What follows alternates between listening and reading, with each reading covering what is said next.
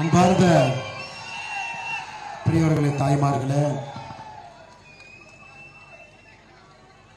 காசியிலே இறந்தால் முக்தி என்று சொல்வார்கள், திருவாரூரிலே பிறந்தால் முக்தி, சிதம்பரத்திலே சுவாமியை தரிசித்தால் முக்தி, ஆனால் திருவண்ணாமலையை நினைத்தால் முக்தி. அப்படிப்பட்ட அற்புதமான ஒரு முக்தி தலத்தில் நம்முடைய எண்மண் எண்மக்கள் யாத்திரை தமிழகத்தினுடைய 121வது சட்டப்பேரவை தொகுதியாக வந்திருக்கின்றோம். சகோதர சகோதரிகளை, ஜூலை 28ஆம் தேதி ராமேஸ்வரத்தில் ஆரம்பித்த நம்முடைய பயணம் நீண்ட நெடிய பயணம். 6 மாத காலமாக ஒரு சட்டப்பேரவை தொகுதியாக மக்களை சந்தித்துக் கொண்டு 170 சட்டப்பேரவை தொகுதியை தாண்டி 171வது சட்டப்பேரவை தொகுதி நின்று கொண்டிருக்கின்றோம். எல்லா இடத்தையும் விட எனக்கு தனிப்பட்ட முறையிலே திருவண்ணாமலை என்றால் என்னுடைய ஊனோடும் உடம்போடும் நரம்போடும் என்னுடைய ரத்தத்தோடும் கடந்திருக்கக்கூடிய ஒரு ஸ்தலம். என்னுடைய தாத்தா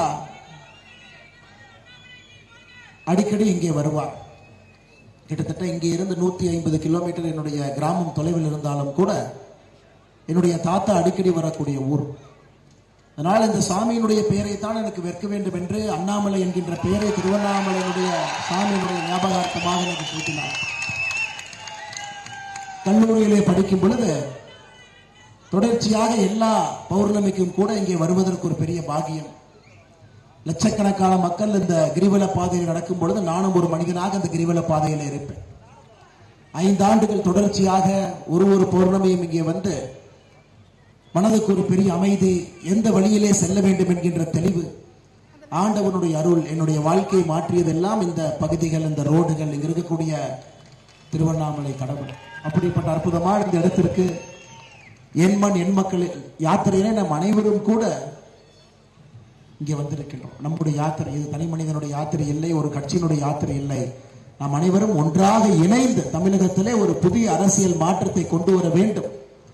இப்ப இருக்கக்கூடிய அரசியல் என்பது எந்த விதத்திலும் கூட நமக்கோ நம்முடைய குழந்தைகளுக்கோ நம்முடைய சந்ததிகளுக்கோ அடுத்த 30 ஆண்டுகளுக்கு தமிழகத்தை முன்னேற்றக்கூடிய அரசியல் இல்லை என்பதை முழுவதுமாக உணர்ந்து இந்த யாத்திரை செல்லுகின்ற இடத்திலெல்லாம் ஒரு பெரும் எழுச்சியாக நடந்து கொண்டிருக்கிறது. சகோதர சகோதரி, இன்று காலையிலிருந்து 3வது தொகுதி நமக்கு திருவண்ணாமலை மாவட்டத்தில், அந்த 3வது தொகுதி இன்னைக்கு திருவண்ணாமலை சட்டப்பேரவை தொகுதி நின்று கொண்டிருக்கின்றோம்.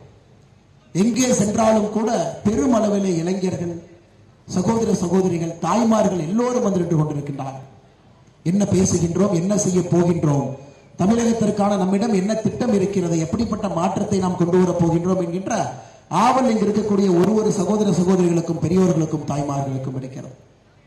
சகோதர சகோதரிகளே, ஒரு முக்கியமான ஒரு அரசியல் திருப்பு முனையில் நின்று கொண்டிருக்கின்றோம். 2024 பாராளுமன்ற தேர்தல் என்பது எத்தனையோ தேர்தல் வந்திருந்தாலும் கூட இது ஒரு திருப்பு முனை, ஒரு சரித்திர தேர்தல். காரணம், 10 ஆண்டுகளாக ஆட்சியில் இருக்கக்கூடிய பாரத பிரதமர் நரேந்திர மோடி அவர்கள் 3வது முறையாக தொடர்ந்து ஆட்சியில் அமர வேண்டிய கட்டாயம் நமக்கு இருக்கிறது. நாம் அனைவரும் ஒரு மனதாக முடிவெடுத்திருக்கின்றோம், பிரதமர் அவர்களை மறுபடியும் அந்த ஆட்சியிலே அமர்த்த வேண்டும் என்று. 10 ஆண்டுகளாக இந்தியா முன்னேற்ற பாதையில் இருக்கிறது. காங்கிரஸ் 10 ஆண்டு காலம் இருந்த பொழுது ஊழல் என்கின்ற பெயரை மட்டும் வாங்கி கொடுத்த காங்கிரஸ் இன்னைக்கு 10 ஆண்டுகளாக பாரதிய ஜனதா கட்சி ஆட்சியில் இருக்கும் பொழுது இந்தியா வளர்ச்சி பாதையிலே உலகத்திலே வேகமாக வளரக்கூடிய நாடாக, 11வது பெரிய பொருளாதார நாடாக இருந்த நம்முடைய நாடு இன்று 5வது பெரிய பொருளாதார நாடாக மாறி பட்டி தொட்டி எல்லாம் வளர்ச்சியை பார்த்துக் கொண்டிருக்கிறது. அதற்கு காரணம், நரேந்திர மோடி என்கின்ற மனிதன் அரசியல் இலக்கணத்திலே லஞ்ச லாவண்யம் இல்லாம, ஊழல் இல்லாம ஆட்சி நடத்தி காட்ட முடியும் என்று 10 ஆண்டுகளாக இந்திய ஜனநாயகத்திலே நமக்கு சொல்லிக் கொடுத்துக் கொண்டிருக்கின்றார். இந்திய அரசியலில் இது போன்ற ஒரு தலைவர் வந்ததில்லை. சாதாரண குடும்பத்தில் இதற்கு முன்பு வந்த பிரதமரை பாருங்கள், பெரிய மனிதர்களை பாருங்கள், இந்தியாவில் இருக்கக்கூடிய முதலமைச்சர்களை பாருங்கள், தந்தையினுடைய அடையாளத்தை வைத்து வந்திருப்பார்கள். எந்த அடையாளமும் இல்லாமல் 1950 குஜராத்தில் ஒரு சாதாரண வீட்டிலே பிறந்து தன்னுடைய தந்தை ஒரு டீ கடை நடத்தி கொண்டிருந்தார், தாய் 5 வீட்டிலே 10 பாத்திரம் கழுவி கொண்டிருந்தார். அந்த வருமானத்தை வைத்து இந்த குழந்தை வளர்ந்து 35 வயது இருக்கும் பொழுது பாரதிய ஜனதா கட்சியில் இணைந்து 51 வயது இருக்கும் பொழுது குஜராத்தினுடைய முதலமைச்சராக இருந்து 63 வயது இருக்கும் பொழுது இந்தியாவுடைய பிரதமராக இருந்து 10 ஆண்டுகளாக ஒரு சாமானியன் இந்தியாவிலே ஒரு அற்புதமான ஆட்சி நடத்தி கொண்டிருப்பதை நம்முடைய சமகாலத்தில் பார்த்துக் கொண்டிருக்கின்றோம். உலக நாட்டினுடைய தலைவர்களுடைய பார்வையெல்லாம் இந்தியாவின் மீது இருக்கிறது. வளர்ச்சி வேகமாக வளர்ந்து கொண்டிருக்கின்றோம். இன்னைக்கு நாம் பார்த்தீங்கன்னா $3.8 டிரில்லியன் நம்முடைய பொருளாதாரத்தினுடைய சந்தை மதிப்பு. முதல் ட்ரில்லியன் டாலர் வருவதற்கு 60 ஆண்டுகள் தேவைப்பட்டது. இரண்டாவது ட்ரில்லியன் வருவதற்கு 11 ஆண்டுகள் தேவைப்பட்டது. இன்னைக்கு கடைசி ட்ரில்லியன் பாத்தீங்கன்னா கிட்டத்தட்ட 1.5 வருஷத்துல கடைசி ட்ரில்லியனை கொண்டு வந்திருக்கின்றோம். 9 ஆண்டுகளில் கிட்டத்தட்ட இந்தியாவுடைய பொருளாதாரத்தை இரட்டிப்பு செய்திருக்கின்றார் பாரத பிரதமர் நரேந்திர மோடி அவர்கள். அந்த அளவுக்கு வேகமாக வளரக்கூடிய ஒரு நாட்டிலே நாம் வாழ்ந்து கொண்டிருக்கின்றோம். உலகத்தினுடைய 5வது பெரிய பொருளாதார நாடாக இருந்தாலும் கூட நமக்கு தெரியும், இன்னும் 3 ஆண்டுகளில் உலகத்தினுடைய 3வது பெரிய பொருளாதார நாடாக முன்னேறப் போகின்றோம். நமக்கு முன்பு இருக்கக்கூடிய ஜப்பான், ஜெர்மனி 2 நாட்டையும் முந்தியடித்து உலகத்தினுடைய 3வது பெரிய பொருளாதார நாடாக வேகமான வளர்ச்சியில் இருக்கின்றோம் சகோதர சகோதரிகள். அதே நேரத்தில் இந்த 10 ஆண்டுகளுடைய சிறப்பம்சம் வளர்ச்சி இருந்தாலும் கூட நம்முடைய பாரம்பரியத்தை மீட்டெடுத்திருக்கின்றோம். இந்தியா ஒரு சனாதன தர்மம் இருக்கக்கூடிய நாடு, ஒரு இந்து தர்மம் மக்கள் அனைவரும் கூட பின்பற்றக்கூடிய நாடு, வாழ்வியல் முறை ஒரு இந்து வாழ்வியல் முறையாக இருக்கக்கூடிய நாடு என்பதை 10 ஆண்டுகளாக மீட்டெடுத்திருக்கின்றோம். சரித்திரத்திலே தீர்க்க முடியாத பிரச்சனை எல்லாம் நம்முடைய அரசு தீர்க்க ஆரம்பித்திருக்கிறது. 1950 காஷ்மீர் தனி நாடாக, தனி மாநிலமாக, தனி கொடியோடு, தனி சட்டத்தோடு, தனி முதலமைச்சர் அவர்களை பிரதம மந்திரிகளாக தங்களை பார்த்து கொண்டு தனி ஒரு ராஜ்யமாக இருந்ததை 2019 ஆகஸ்ட் மாதத்திலே உடைத்தெடுத்து இந்தியாவினுடைய ஒரு அங்கம் காஷ்மீர் இந்தியா முழுமை பெற்றிருப்பதை நம்முடைய ஆட்சியினுடைய காலகட்டத்திலே பார்த்திருக்கின்றோம். ஒரு விஷயமும் கூட செய்ய முடியாது என்று சொன்னதை பாரத பிரதமர் நரேந்திர மோடி அவர்கள் செய்து காட்டியிருக்கின்றார். வடகிழக்கில் இருக்கக்கூடிய பிரச்சனை எல்லாம் தீர்த்து சமீபத்தில் அசாமில் அந்த உள்நாட்டில் அசாமில் இருக்கக்கூடிய பிரச்சனை எல்லாம் இன்னைக்கு ஒரு கையெழுத்து போட்டு அங்க இருக்கக்கூடிய இயக்கங்கள் இன்னைக்கு அமைதி பாதைக்கு வந்திருக்கிறது. நாகாலாந்து அமைதியின் பக்கம் வந்திருக்கிறது. இந்தியாவிலே நக்சலிசம் என்பது கிட்டத்தட்ட ஒழிக்கக்கூடிய நிலைமையிலே கொண்டு வந்திருக்கின்றோம். வாரம் வாரம் முதல்ல பாம் பிளாஸ்ட் இருக்குங்க ஐயா. வாரம் தீபாவளிக்கு முன்னாடி, பொங்கலுக்கு முன்னாடி பாகிஸ்தானுடைய உளவு ISI ஏஜென்சி நடத்தக்கூடிய வெடி விபத்துகள், வெடிகுண்டு விபத்துகள் இந்தியாவில் நடக்கும். ஒரு அமைதியான இந்தியாவாக, வளர்ச்சி பாதையில் இருக்கக்கூடிய இந்தியாவாக, ஒருமைப்பாடு இருக்கக்கூடிய இந்தியாவாக, உலக நாடுகள் வரிசையிலே வேகமாக வளரக்கூடிய இந்தியாவாக மோடி அவர்கள் உங்களுடைய ஆதரவோடு தன்னுடைய கடுமையான ஒரு முயற்சியாளரை செய்து காட்டியிருக்கின்றார். இன்னும் 5 ஆண்டுகள், இன்னும் இந்தியாவை வேகப்படுத்த, இன்னும் இந்தியாவை வளர்ச்சி பாதையில் எடுத்துச் செல்ல, இன்னும் பட்டி தொட்டி எல்லாம் நம்முடைய வளர்ச்சி திட்டங்களை கொண்டு செல்ல 2024 பாராளுமன்ற தேர்தலில் உங்களுடைய அன்பும் ஆதரவும் நம்முடைய பாரத பிரதமர் நரேந்திர மோடி அவர்களுக்கு தேவைப்படுகிறது. இந்தியா முழுவதும் ஒருமித்த கருத்து இருக்கிறது. இந்த முறை மறுபடியும் மோடி, மீண்டும் மோடி, வேண்டும் மோடி என்று இந்தியா முழுவதும் பேச ஆரம்பித்திருக்கின்றார். அதுவும் குறிப்பாக 1528 தீர்க்கப்படாத குழந்தை ராமருக்கு கட்டிடம் இல்லாமல் டென்ட்டில் இருந்த அயோத்தியாவில் மறுபடியும் கம்பீரமாக அவருக்கு வீடு எடுத்து ஜனவரி 22, 2024 சூரியன் உச்சத்தில் இருக்கக்கூடிய நேரத்தில் 12:29 நம்முடைய குழந்தை ராமர் தன்னுடைய சொந்த வீட்டிற்குள்ள கம்பீரமாக அடியெடுத்து வைத்த காட்சியும் கூட நாம் பார்த்திருக்கிறோம். இந்தியா உலகத்தின் முன்பு சொல்லிக் கொண்டிருக்கிறது, இழந்த என்னுடைய பாரம்பரியத்தையும் கலாச்சாரத்தையும் நாங்கள் மீட்டெடுக்க போகின்றோம் என்று உரத்த குரலை நரேந்திர மோடி அவர்கள் தலைமையிலே இந்திய மக்கள் நாம் சொல்லிக் கொண்டிருக்கின்றோம். சகோதர சகோதரிகள், இந்தியாவில் எத்தனையோ ஆட்சிகள் இருந்தாலும் கூட 9 ஆண்டுகள் ஒரு குண்டூசியை திட்டிவிட்டார் என்கின்ற குற்றச்சாட்டு சொல்ல முடியாத ஆட்சி நம்முடைய ஆட்சி. ஒரு வழிபாட்டு தலங்களையும் கூட உலக பட்டியல் வரிசையிலே கொண்டு வந்து கொண்டிருக்கின்றோம். நாடு சுத்தமாக கொண்டிருக்கிறது. இங்கே எல்லாம் தீர்க்கப்படாத பிரச்சனைகள் 1000 ஆண்டுகளாக இருந்ததோ, வாரணாசியிலிருந்து உஜ்ஜயினிலிருந்து ஒரு பிரச்சனையும் கூட மோடி அவர்கள் தீர்த்து வைத்துக் கொண்டிருக்கின்றார். வளர்ச்சி ஒரு பக்கம், கலாச்சாரம் மீட்டெடுப்பு ஒரு பக்கம், இரண்டும் சேர்ந்து இந்தியா என்கின்ற நாடு என்று பாரதமாக, முழுமையடைந்த பாரதமாக மாறிக்கொண்டிருக்கிறது. சகோதர சகோதரி, நம்முடைய சமகாலத்தில் இதை பார்த்துக் கொண்டிருக்கின்றோம். குறிப்பாக நம்முடைய இளைஞர்களுக்கு எதிர்காலத்தின் மீது மிகப்பெரிய நம்பிக்கை வந்திருக்கிறது. வளர்ச்சியடைந்த ஒரு நாட்டிலே வாழப்போகின்றோம் என்கின்ற நம்பிக்கை. நம்முடைய பிரதமர் அடிக்கடி சொல்லுகின்றார், வளர்ச்சியடைந்த பாரதம், விக்சித் பாரதம் என்று சொல்லுகின்றார். 2047 முடியும் பொழுது உலகத்தினுடைய மிகப்பெரிய தனிப்பெரும்பை ஆளுமை இருக்கக்கூடிய, பொருளாதாரத்திலே முதன்மை நாடாக இருக்கக்கூடிய பாரத நாட்டிலே நம்முடைய குழந்தைகள் வாழப்போகின்றார். உலகத்தினுடைய முதன்மை நாடாக மாறுவதற்கு கிட்டத்தட்ட 550 ஆண்டுகளாக காத்துக் கொண்டிருக்கின்றோம். 550 ஆண்டுகளுக்கு முன்பு உலகத்தினுடைய முதல் நாடாக இருந்தோம். 550 ஆண்டுகளில் அதை இழந்து எங்கேயோ ஒரு ஓரத்தில் 1969-70 காலகட்டத்தில் அமெரிக்காட்ட நம்ம கோதுமை இல்லை என்று கையேந்து வேண்டிய நிலைமைக்கு தள்ளப்பட்டோம்.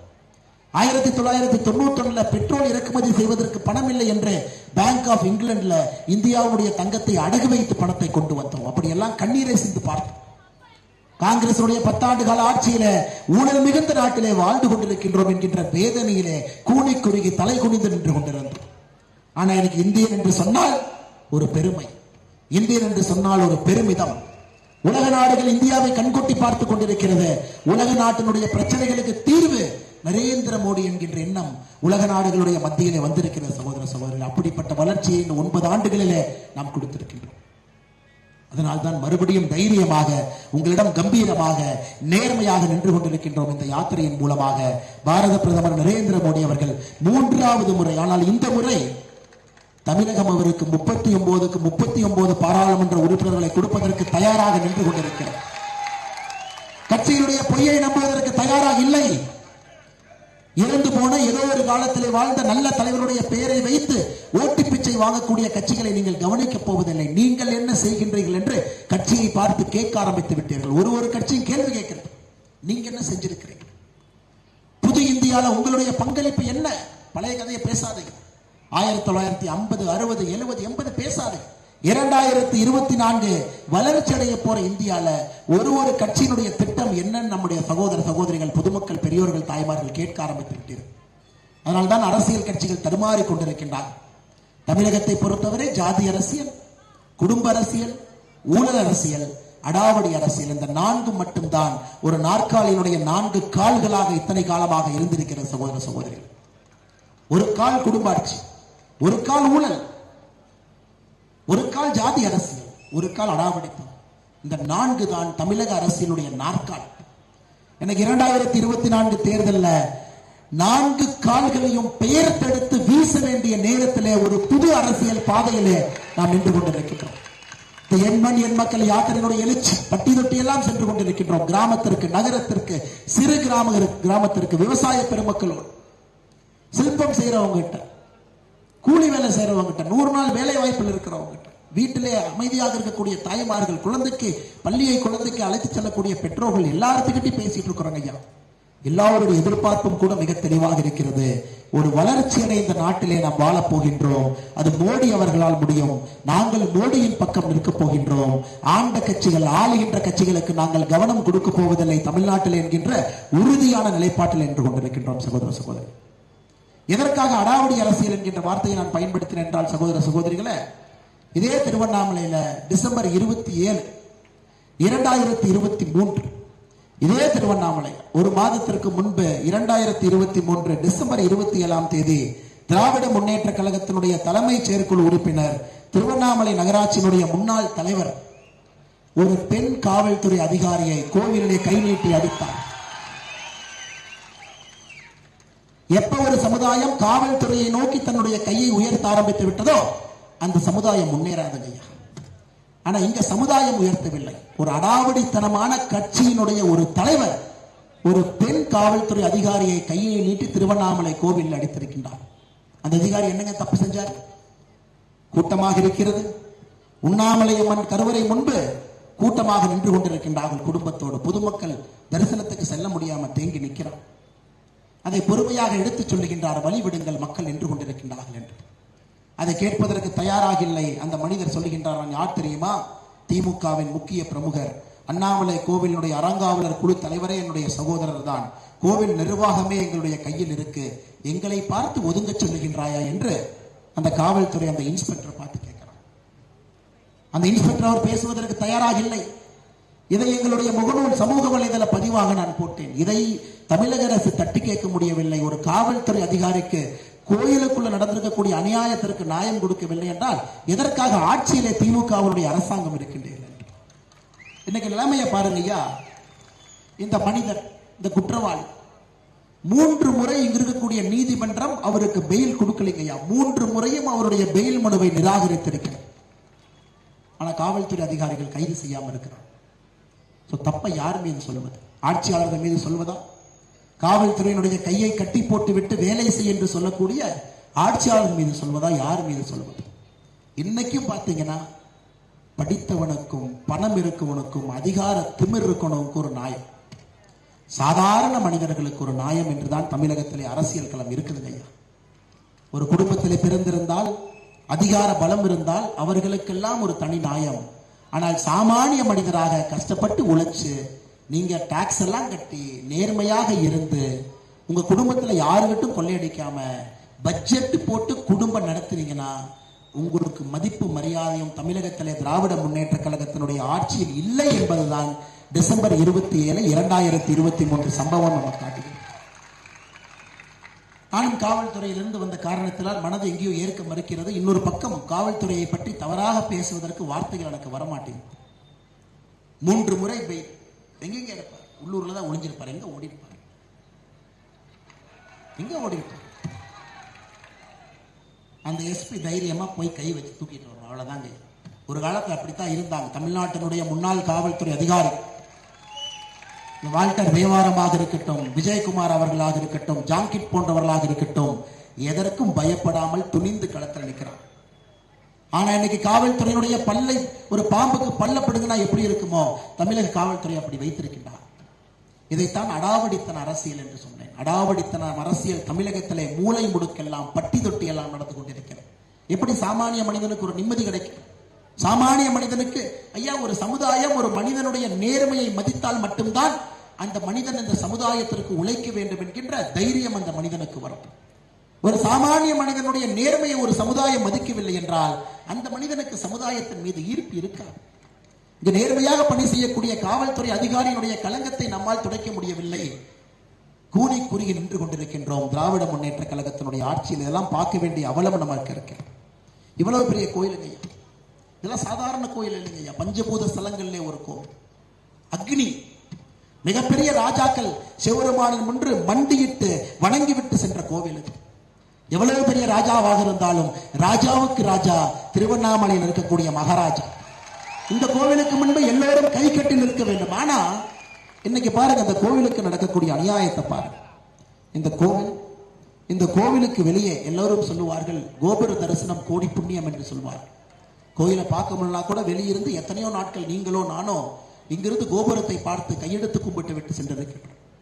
இன்னைக்கு கோபுரத்தை மறைத்து ஒரு வணிக வளாகத்தை கட்டுவதற்கான முயற்சியிலே திராவிட முன்னேற்ற கழகம் இறங்கி இருக்கிறது. அதுவும் நமக்கு தெரியும், நம்முடைய இந்து அறநிலைத்துறையினுடைய சட்டத்தின்படி யாரும் கூட கோவிலினுடைய மூல நிதியை எடுத்து இது போன்ற செலவு செய்வதற்கு அனுமதி இல்லை, அருகதை இல்லை. இதை பாரதிய ஜனதா கட்சியினுடைய தலைவரும் நம்முடைய தலைவர்களும் கோயிலுக்கு எதிராக போராட்டம் வைத்தார்.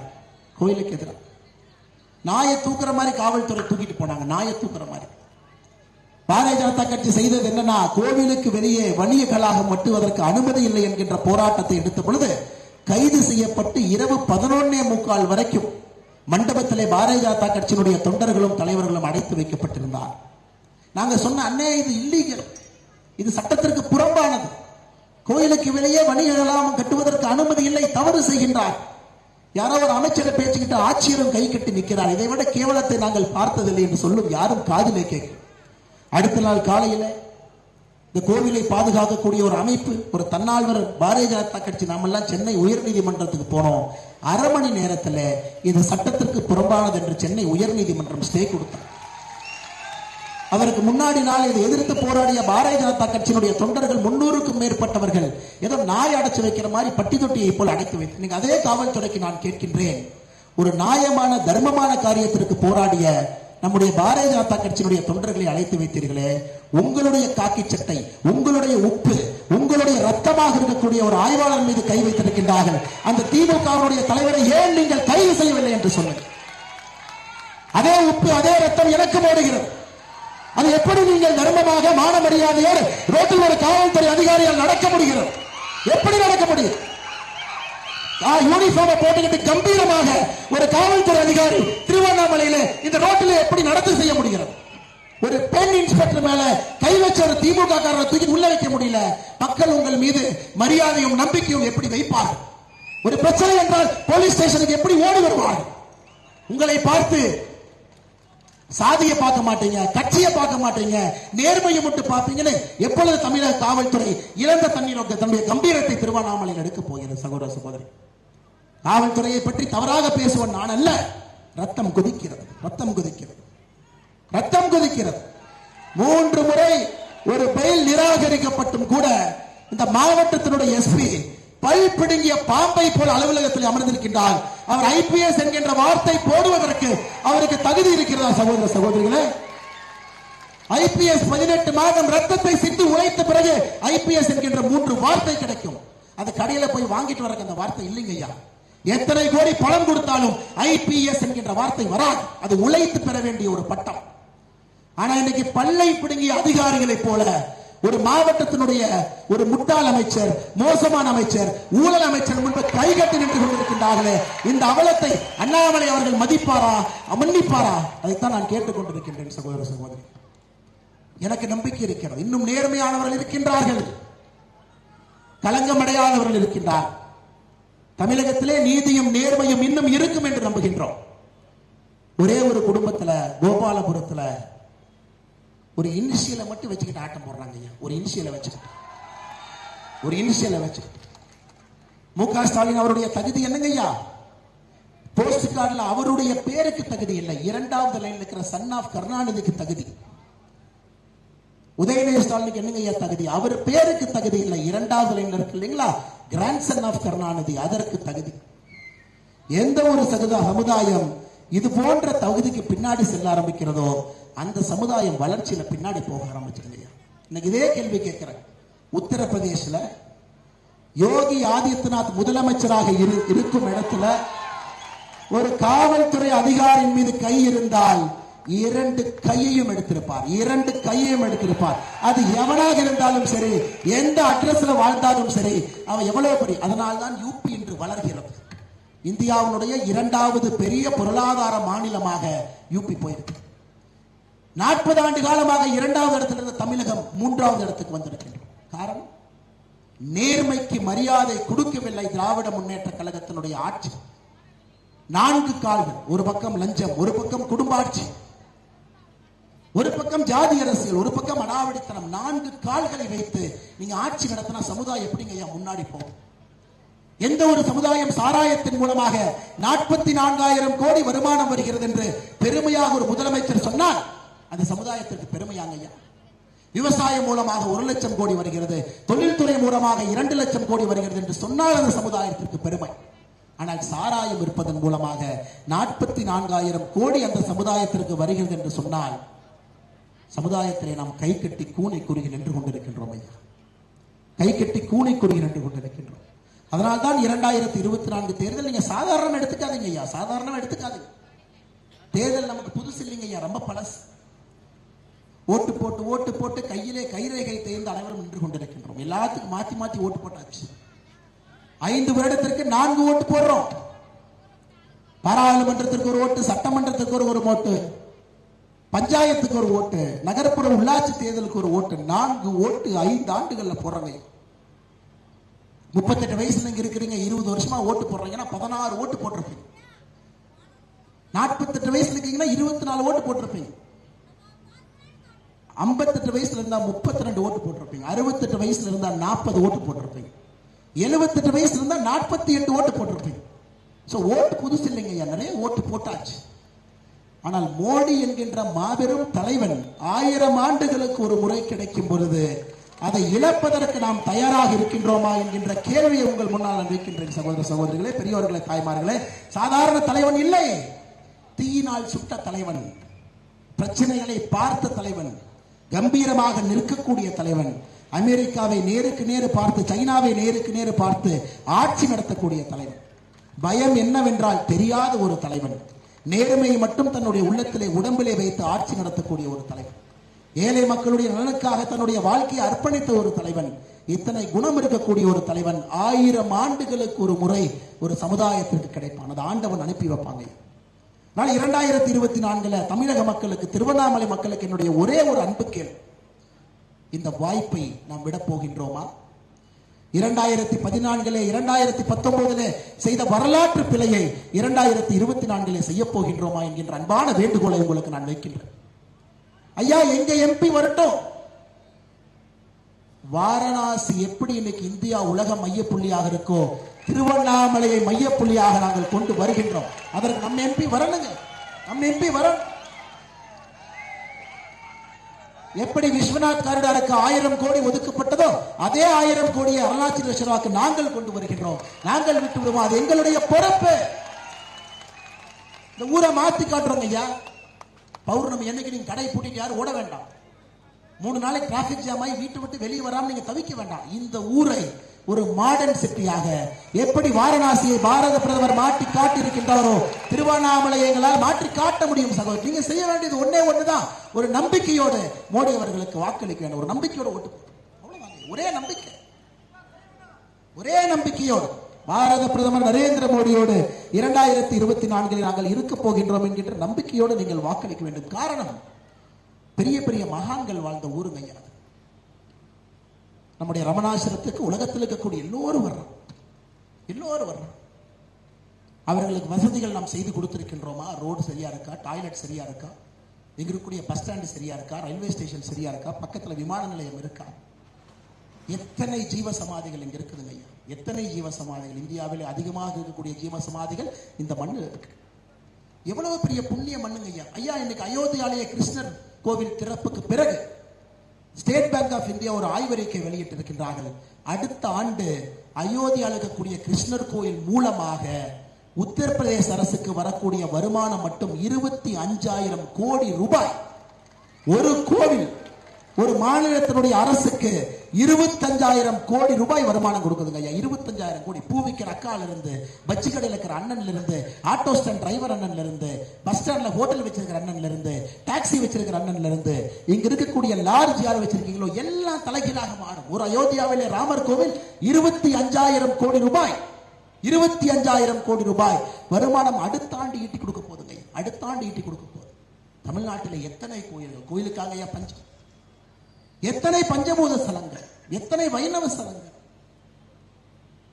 எத்தனை திவ்யமான கோவில். எதையும் செய்யாம ஒரு காவி வேட்டியை கட்டிக்கிட்டு பட்டையை போட்டுக்கிட்டு ஏமாத்துறதுக்காக ஒரு அறநிலைத்துறை அமைச்சர் இங்க இருக்கிறார்.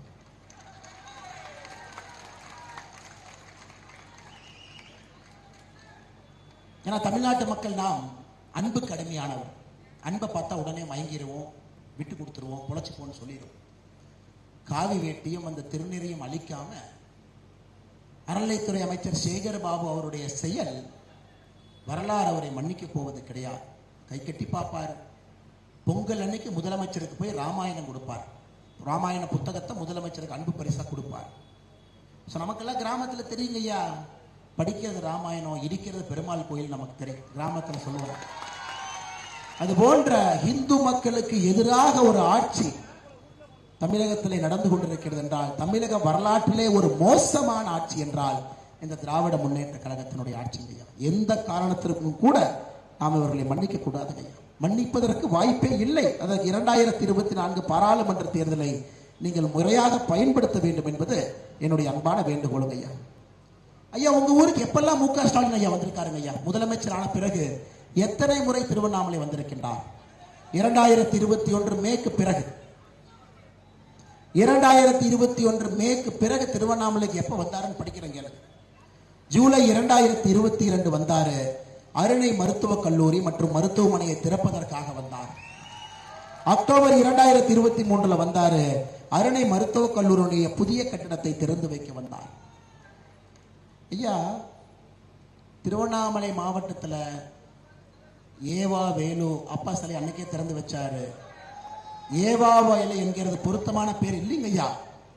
ஏவா வேலனுக்கு பொருத்தமான பேரு ஏடிஎம் வேலு. அதாவது திராவிட முன்னேற்ற கழகத்தினுடைய கட்சியினுடைய ஏடிஎம் யாருன்னா வேலு, எனி டைம் மணி, ஏடிஎம் வேலு. அவருடைய சொத்து பெருக, அவர் சம்பாதிக்க, அவருடைய மருத்துவ கல்லூரியில 5 கோடி ரூபாய் டொனேஷன் சீட்டு வாங்கிட்டு சீட்டு கொடுக்கறதுக்கு புது புது மருத்துவ கல்லூரியை கட்டும் பொழுதெல்லாம் வந்துட்டு அவரும் அவர் பையனும் நீட்டு ஒழிப்பு போராட்டத்தை நடத்துவோம். ஐயா இன்னைக்கு திராவிட முன்னேற்ற கழகம் ஆட்சியிலே 6வது முறை இருக்கு. 6வது முறை. 1967 முதல் முறை ஆட்சிக்கு வந்து 5 முறை முதலமைச்சராக கருணாநிதி ஐயா இருந்து 6வது முறை ஸ்டாலின் ஐயா முதலமைச்சராக இருக்கிறார். ஐயா 5 முறை முதலமைச்சர்களாக இருந்து திராவிட முன்னேற்ற கழகம் தமிழகத்திற்கு கொண்டு வந்த அரசு மருத்துவ கல்லூரி எவ்வளவு தெரியுமாங்க ஐயா? 5. அதாவது 5 முறை தமிழகத்திலே ஆட்சியிலிருந்து திமுக கொண்டு வந்த அரசு மருத்துவக் கல்லூரி 5. 5 முறை ஆட்சியில் இருந்த திராவிட முன்னேற்ற கழகம் கொண்டு வந்த தனியார் மருத்துவக் கல்லூரி 17. 17 தனியார் மருத்துவக் கல்லூரி திமுக ஆட்சியில் இருக்கும் பொழுது தமிழகத்திற்கு வந்திருக்கிறது. திமுக ஆட்சியில் இருக்கும் பொழுது 5 அரசு மருத்துவக் கல்லூரி தமிழகத்திற்கு வந்திருக்கு. இப்ப உங்களுக்கு நீட் ரகசியம் தெரிஞ்சிடும், நான் சொல்லவே வேண்டாம். அந்த முட்டை மந்திரவாதி கொடுக்குற மாதிரி முட்டையில் இல்லைங்க ஐயா. நீட் ரகசியம் என்பது அரசு மருத்துவக் கல்லூரி 5, தனியார் மருத்துவக் கல்லூரி 17. ஐயா 9 ஆண்டுகள்ல மோடி ஐயா ஆட்சியில தமிழகத்திற்கு நாம் கொண்டு வந்திருக்கக்கூடிய அரசு மருத்துவக் கல்லூரி 15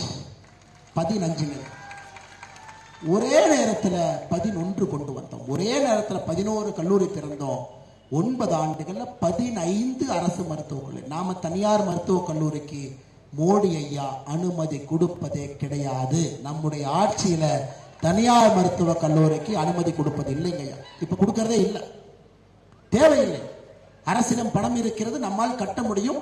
அரசு கிட்ட வருமான வட்டி நீங்க கொடுக்குறீங்க, நீங்க எல்லாம் வரி கொடுக்குறீங்க, ஜிஎஸ்டி கட்டுறீங்க. அரசு கிட்ட பணம் இருக்கு. ஒரு மருத்துவமனையை நம்மால் 300-400 கோடி ரூபாய் கட்ட முடியும். 15 அரசு மருத்துவ கல்லூரி நம்ம கொடுத்திருக்கிறோம் ஐயா. அதனால்தான் மோடி ஐயா சொல்லுகின்றார், நீட் வேண்டும். நீட் மூலமாக ஒரு பக்கம் அரசு மருத்துவக் கல்லூரியை அதிகப்படுத்திக் கொண்டிருக்கின்றோம். அரசு மருத்துவக் கல்லூரியினுடைய சீட் அதிகப்படுத்துறோம். நீட் மூலமாக எல்லா குழந்தையும் போகும். இன்னைக்கு இவங்க ஸ்கூலை ஒழுக்கமா நடத்தாம தமிழகத்தினுடைய கற்றல் திறனை குறைத்து, ஐயா நம்ம ஊர் மட்டும்தாங்க ஐயா பள்ளிக்கூடத்துல ஒரு வருஷமே சிலபஸை குறைப்போம். நாமளா குழந்தைக்கு சொல்லுவோம், கடினமா படிக்கணும், இன்னும் நல்லா படிக்கணும், ஹார்ட் ஒர்க் பண்ணணும், அப்பதான் நீங்க மேல வருவீங்க. ஆனா திமுகல இந்த தற்குறிகள் யாருமே படிச்சு ஆட்சிக்கு வராதனால கல்வியினுடைய அருமை இந்த தற்குறிகளுக்கு தெரியாது.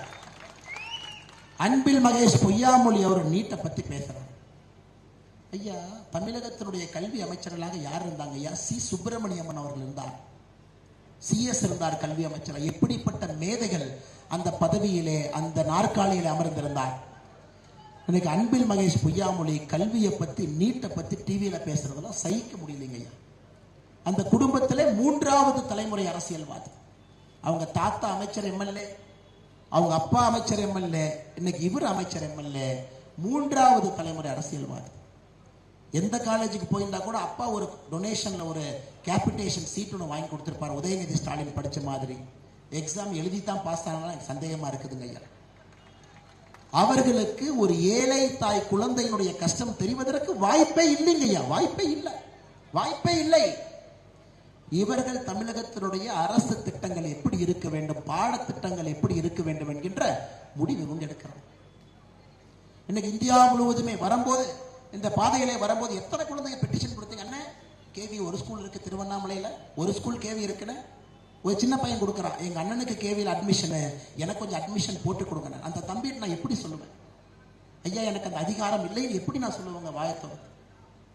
ஒரு மாநில தலைவராக மோடி ஐயா அவருடைய ஆட்சியில நான் இங்கிருந்து டெல்லிக்கு போனை போட்டு, ஐயா ஒரு சீட் ஒன்று அலாட் பண்ணுங்க. நம்மை பொறுத்தவரை டிரான்ஸ்பரண்ட் சிஸ்டம், குழுக்கள் முறையில எல்லாம் ஓபன் பண்ணி தான் சீட்டை கொடுக்கும். ஆனா எனக்கு வருத்தம் என்னன்னா, ஏன் திருவண்ணாமலையில ஒரு கேந்திரிய வித்யாலயா இருக்கு, ஏன் 5 கேந்திரிய வித்யாலயா இல்லை என்பதுதான் என்னுடைய வருத்தம்.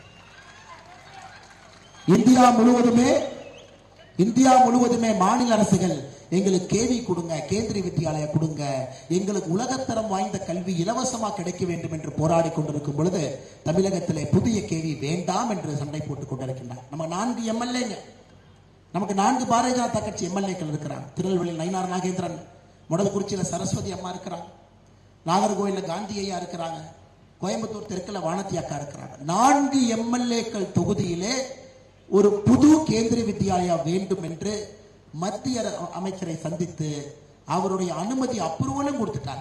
ஒரு புதிய கேள்வி கொடுக்கிறார். ஆனா 2 தொகுதியில பிரைவேட் லேண்ட நாமே கொடுக்கிறோம். தனியார் நிலத்தை வாங்கி எம்எல்ஏவே கொடுத்தாங்க. கலெக்டர் செய்ய வேண்டியது ஒரு அப்ரூவல் கொடுக்கணும். இந்த லேண்ட், இந்த நிலம் கேவிக்கு போறதுக்கு எங்களுக்கு ஆட்சேபனை இல்லை என்று மாநில அரசு ஒரு சர்டிபிகேட் கொடுக்கணும். அதை கொடுக்க மாட்டாங்க. 4 இடத்திலும் கூட நம்முடைய சட்டப்பேரவை உறுப்பினர் இருக்கக்கூடிய 4 இடத்திலும் கூட ஒரு கேந்திர வித்யாலயா என்பது மத்திய அரசு கொடுப்பதற்கு தயாராக இருந்து அந்தந்த மாவட்டத்தினுடைய ஆட்சியர் ஒரு கையெழுத்து போட்டு நிறுத்தி வச்சிருக்காங்க. இது எப்படிங்க ஐயா நம்ம ஏத்துக்கணும்? ஏவாவேலு அண்ணன் ஏதோ இன்டர்நேஷனல் ஸ்கூல் நடத்துறாருன்னு நினைக்கிறேன். என்னங்க ஐயா அது? பேரு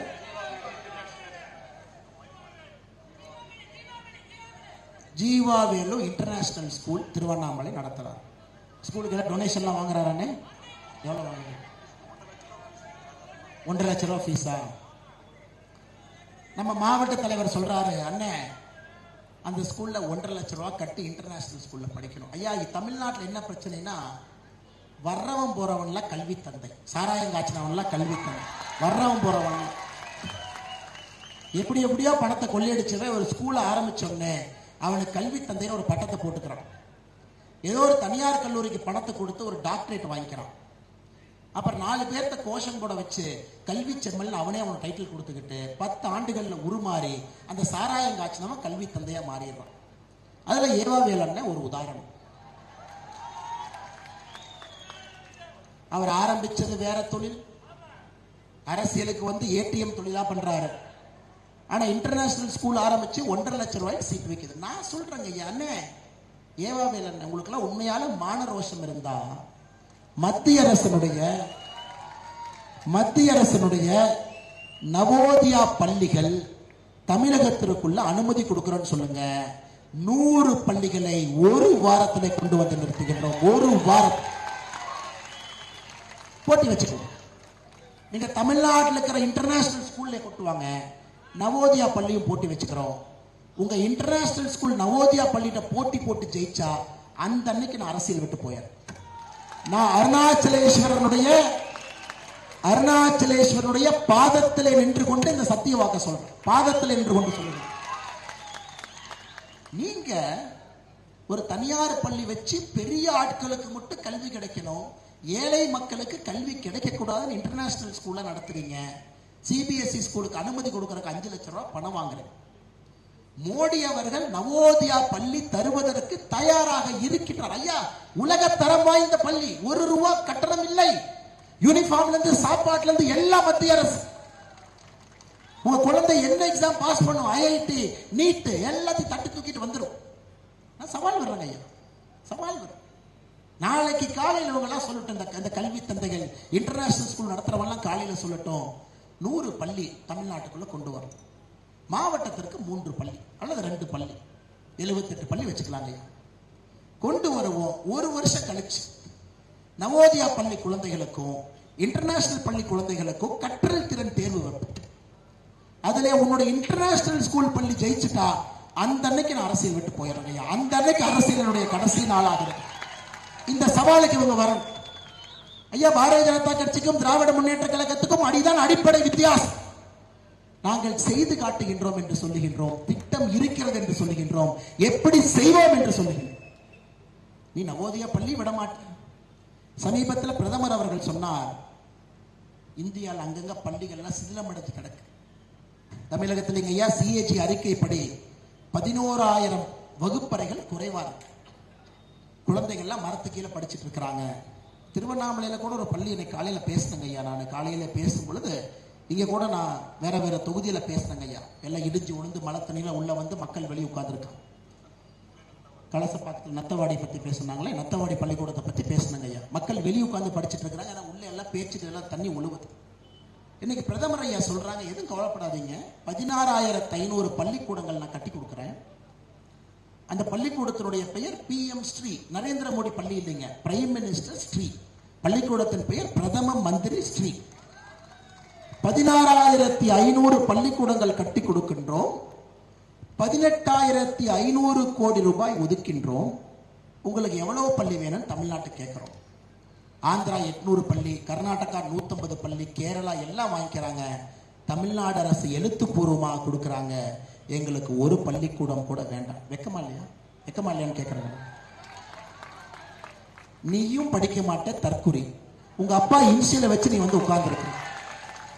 எங்களுடைய குழந்தைகள் நன்றாக படித்து இந்த சமுதாயத்திலே பெரிய மனிதர்களாக வருவதற்கு ஒரே ஒரு கருவி கல்வி மட்டும்தான் இருக்குன்னா அதையும் விட மாட்டேன், அதையும் விட மாட்டேன். சோ ஏழை மக்கள் தான் இருக்க முடியும். அப்படிதான் இருக்கணும், கை கட்டி உனக்கு சேவை பண்ணணும். நீ ஆட்சியில் அப்படியே உட்கார்ந்துக்கணும். இந்த சேலம் மாநாட்டில் உதயநிதி ஸ்டாலின் ஒரு பையன் இன்பநிதி ஸ்டாலினுக்கும் ட்ரெய்லர் போட்டு ரிலீஸ் பண்ணிட்டேன். 4வது தலைமுறை தமிழகத்தில் இருக்கக்கூடிய இளைஞர்கள் எல்லாம் கை கட்டி நின்று கொண்டிருக்க வேண்டும். ஒரு குடும்பம் தமிழகத்தில் ஆண்டு கொண்டிருக்க வேண்டும். இதாங்க அவங்க திட்டம். இந்த மாடலுக்கு பேர் தான் திராவிடன் டெவலப்மெண்ட் மாடல். இந்த மாடலுக்கு பேர் தாங்க ஐயா திராவிடன் டெவலப்மெண்ட் மாடல். ஐயா இதை உடைக்கணுங்க ஐயா. இது நம்முடைய காலத்தில் உடைக்கணுங்க ஐயா. வேற ஒண்ணுமே இல்லைங்க ஐயா. உடனே கிளம்புவாங்க. நான் இவ்வளவு சொல்றேன் பாருங்க, இவ்வளவு செஞ்சிருக்கோம், இவ்வளவு பண்ணிருக்கோம்னா உடனே ஸ்டாலின் கிளம்புவார். இது வந்து மதவாத கட்சி. திருமாவளவன் சொன்னார், ரொம்ப அற்புதமா சொன்னார். திருமாவளவன் எப்படி சொன்னார்னா, சனாதன தர்மத்தினுடைய பிரச்சனை என்னன்னா, பிராமணர்கள் மட்டும்தான் கருவூலத்துக்குள்ள போக முடியும், அதனால்தான் நான் சனாதன தர்மத்தை எதிர்க்கிறேன் அப்படின்னார். நம்மை பொறுத்தவரை ஒரு கோவிலுடைய முறையில யார் போறாங்களோ தயவு செஞ்சு போய் கடவுளை பார்த்துக்கிட்டும் ஆகம சாஸ்திரத்தின் படி. திருமாவளவன் சொல்றார், 6 மாசத்துக்கு முன்னாடி சனாதன தர்மத்தை ஏன் எதிர்க்கின்றோம் என்றால் பிராமணர்கள் தான் கருவறைக்குள்ள போக முடியும். இன்னைக்கு பிராமணர் இல்லாத மோடி அயோத்தியா கருவறைக்குள்ள போய், பிராமணர் இல்லாத மோடி அயோத்தியா கருவறைக்குள்ள போய் பிராண பிரதிஷ்டை செஞ்சதுக்கு அப்புறம் திருமாவளவன் சொல்றாரு, அது எப்படி மோடி போலாம்? அவர் சங்கராச்சாரியாவா? அவருக்கு யார் அனுமதி கொடுத்தது? வெளியதான உட்காரணும். இதாங்க அவங்க பித்தலாட்டத்தனம். 70 வருஷமா இவனுடைய பித்தலாட்டத்தனம் இதான், வேற ஒரு பித்தலாட்டத்தனம் இல்லை. பிராமணர்களை திட்டி திட்டி திட்டி திட்டி அவங்க வேலையை செய்ய விடாம அவங்களை குடும்பப்படுத்தி அவர்களை வில்லனை போல சித்தரித்து தமிழக அரசியல் களத்தை மாத்தி விட்டாங்க. இதே வாயி 6 மாசத்துக்கு முன்னாடி பிராமணர் கருவறைக்குள்ள போறதை எதிர்க்கிறோம், அதான் சனாதன தர்மத்துக்கு எதிர்ப்புன்னு சொன்ன வாயி இன்னைக்கு பிராமணர் இல்லாத மோடி உள்ள போய் கிருஷ்ண பரமாத்மாவுக்கு தன்னுடைய கையிலே உயிர் கொடுக்கின்றார், பிராண பிரதிஷ்டை செய்கின்றார். அதை சொல்றாங்க. அது எப்படி மோடி உள்ள போலாம்? அவர் என்ன சங்கராச்சாரியாவா? வெளியே வர சொல்லு ஐயா. இந்த திருட்டு பசங்களை விடவே கூடாது. பொய் சொல்லி சொல்லி சொல்லி அடுத்து ஸ்டாலின் ஐயா சொல்லுவார், பிஜேபி மதவாத கட்சிங்க. அதுக்கேங்க நாங்க மதவாதம், நாங்க வந்து மதவாதம் இல்லை.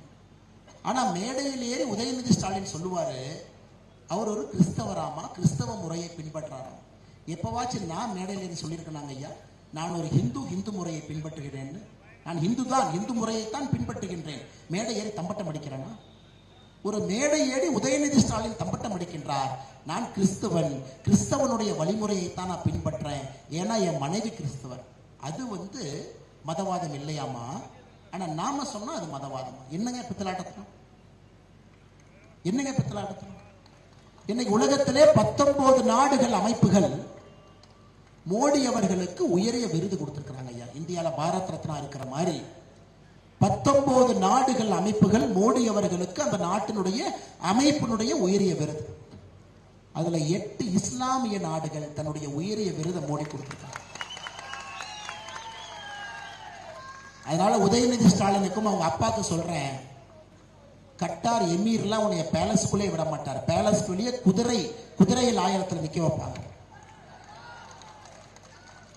இந்த கட்டார் அரண்மனை பக்கமெல்லாம் நீங்க போகவே முடியாது. குதிரையில் ஆயத்தில் கை கட்டி நிக்கணும். அரபு எமிரேட்ஸ் 7 பேர் இருக்காங்க, 7 பேரும் பேசிக்க மாட்டாங்க. ஆனா மோடி சென்றால் மட்டும் 7 பேரும் ஒன்றாக வரவேற்பு வருவார். ஈஜிப்ட்ல மசூதிக்குள்ள போய் இஸ்லாமிய நண்பர்களோடு தொழுகையிலே பங்கேற்றவர் பாரத பிரதமர் நரேந்திர மோடி. இதெல்லாம் ஷாரியா லா, உச்சபட்சமான ஷரியாலாவை பின்பற்றக்கூடிய இஸ்லாமிய நாடுகள் பிரதமர் மோடி அவருக்கு தன்னுடைய உச்சபட்ச விருது கொடுக்கிறார். இவங்கெல்லாம் வீசாவே கொடுக்க மாட்டாங்க அந்த நாட்டுக்கு வர. இன்னைக்கு நீ பிரதமர் மோடி அவர்களையும் பாரதிய ஜனதா கட்சியும் பார்த்து மதவாத கட்சி. எத்தனை நாளைக்கு அந்த சன் டிவி வச்சு ஓட்டிட்டு இருப்பானுங்க. ஒரு சன் டிவி, ஒரு கலைஞர் டிவி வச்சு பொய்யா பேசி மதவாத கட்சி மதவாத கட்சி மதவாத கட்சி. இஸ்லாமிய நாடுகள் ஒன்றொன்றும் இந்தியாவை நோக்கி, மோடியை நோக்கி நீங்க பிரச்சனையை தீர்த்து வைங்க நம் பக்கம் வந்து கொண்டிருக்கின்றார். அதனால் சகோதர சகோதரிகளே, பொய்யை மட்டும் மூலதனமாக வைத்து திராவிட முன்னேற்ற கழகத்தினுடைய ஆட்சி நடந்து கொண்டிருக்கிறது. நீங்கள் தெளிவாக இருக்க வேண்டும். 2024 நம்முடைய காலம். காலச்சக்கரம் மாறி இருக்கிறது. இது பழைய பாரதம் இல்லைங்கய்யா, காலச்சக்கரம் மாறி இருக்கிறது. புது காலச்சக்கரம். பாரத பிரதமர் நரேந்திர மோடி அவர்கள் அயோத்தியாவிலே சொன்னது போல இது புது காலச்சக்கரத்திலே, புது பரிமாணத்திலே நாமல் பயணிக்க ஆரம்பித்திருக்கின்றோம். ஆனால் நீங்கள் தெளிவாக இருக்க வேண்டும். நமக்கு ஏடிஎம் வேலு வேண்டாம், குடும்பம் வேண்டாம், சாதி அரசியல் வேண்டாம், அடாவடித்தன அரசியல் வேண்டாம், மோடி என்கின்ற மனிதன் மட்டும் நமக்கு போதும் என்கின்ற ஒரு தன்னம்பிக்கையோடு 2024 பாராளுமன்ற தேர்தலில் நீங்கள் அனைவரும் பாரதிய ஜனதா கட்சியின் பக்கம் நிற்க வேண்டும். பாரத பிரதமருடைய கரத்தை வலுப்படுத்த வேண்டும். திருவண்ணாமலை பாராளுமன்ற தொகுதி உட்பட தமிழகத்திலே 39 பாராளுமன்ற தொகுதியிலும் நீங்கள் பாரதிய ஜனதா கட்சி தேசிய ஜனநாயக கூட்டணியுடைய வேட்பாளரை வெற்றி வேட்பாளராக மாற்றி காட்ட வேண்டும் என்று இந்த சரித்திரம் வாய்ந்த மண்ணில், ஆண்டவன் குறியெடுக்கக்கூடிய மண்ணில், சனாதன தர்மம் காத்து நிற்கக்கூடிய மண்ணில், இந்து வாழ்வியல் முறை ஆயிரம் ஆண்டுகளாக நிற்கக்கூடிய அந்த மண்ணிலே 171வது தொகுதியாக நாங்கள் வந்திருப்பதிலே பெருமை அடைகின்றோம். ஆண்டவனுடைய பாதத்திலே நின்று கொண்டிருக்கின்றோம். அவர் நல்ல வழிகாட்ட வேண்டும். திருவண்ணாமலையாருடைய முடிவு 2024 தமிழகம் பாரதிய ஜனதா கட்சியின் பக்கம், மோடியின் பக்கம் என்கின்ற முடிவு நிச்சயமாக நாம் அனைவரும் அதை நோக்கி பயணிப்போம் என்கின்ற நம்பிக்கை இருக்கு. மேடையில் இருக்கக்கூடிய எல்லா தலைவர்களுக்கும் இந்த நேரத்தில் நன்றி சொல்ல வேண்டிய கடமை நேரம் அது. இந்த மாவட்டத்தினுடைய தலைவர், ஆற்றல் மிகுந்த தலைவர், மிக அற்புதமாக இந்த யாத்திரையை வடிவமைத்து ஒரு எழுச்சி யாத்திரையாக மாற்றி காட்டிக் கொண்டிருக்கக்கூடிய அண்ணன் பாலசுப்ரமணியம் அவர்களுக்கு நன்றி கலந்த வாழ்த்துக்களை வணக்கங்களை தெரிவித்து, நம்முடைய மாநில பொதுச்செயலர் அக்கா கார்த்தியாயினி அவர்களுக்கு நன்றிகளை தெரிவித்து, மாநில துணைத் தலைவர் அண்ணன் KS நரேந்திரன் அவர்கள் இந்த யாத்திரையினுடைய பொறுப்பாளர், அவருக்கும் இந்த நேரத்தில் நன்றி கலந்த வாழ்த்துக்களை வணக்கங்களை தெரிவித்து, முன்னாள் மாவட்ட தலைவர்கள் அண்ணன் தருமன் அவர்கள், காந்தி அவர்கள், விஜயன் அவர்களுக்கு இந்த நேரத்தில் நன்றி கலந்த வாழ்த்துக்களை வணக்கங்களை தெரிவித்து, நம்முடைய முக்கிய பொறுப்பாளர்கள் நின்று கொண்டிருக்கின்றார்கள் வினோத் கண்ணா அவர்கள், அறவழி அவர்கள், கவிதா பிரதீஷ் அவர்கள், கலாவதி அவர்கள், அண்ணன் மூவேந்தன் அவர்கள், அண்ணன் ஏழுமலை அவர்கள், அண்ணன் ராஜேந்திரன் அவர்கள், அண்ணன் வினோத்குமார் அவர்கள், அண்ணன் அசோகர் அவர்கள் அனைவருக்கும் இந்த நேரத்தில் என்னுடைய வாழ்த்துக்களை வணக்கங்களை தெரிவித்து, நம்முடைய பெருங்கோட்ட பொறுப்பாளர் அண்ணன் நின்று கொண்டிருக்கிறார்கள், அவருக்கும் என்னுடைய நன்றிகளை தெரிவித்து, இங்கே வந்திருக்கக்கூடிய பத்திரிகை நண்பர்கள், குறிப்பாக இந்த யாத்திரையினுடைய கதாநாயகர்களாக இருக்கக்கூடிய நீங்கள், யாத்திரை உங்களுடைய யாத்திரை, மாற்றத்திற்கான யாத்திரை, தமிழகத்திலே புதிய அரசியலை கொண்டு வருவதற்கான யாத்திரை என்கின்ற நம்பிக்கையோடு இங்கே வந்திருக்கக்கூடிய எல்லா அன்பு சொந்தங்களுக்கும் இந்த நேரத்தில் நன்றி கலந்த வாழ்த்துக்களை வணக்கங்களை தெரிவித்து என்னுடைய உரையை முடித்துக் கொள்கின்றேன். நன்றி, வணக்கம். பாரத் மாதா கி, பாரத அணியின் புகழ்.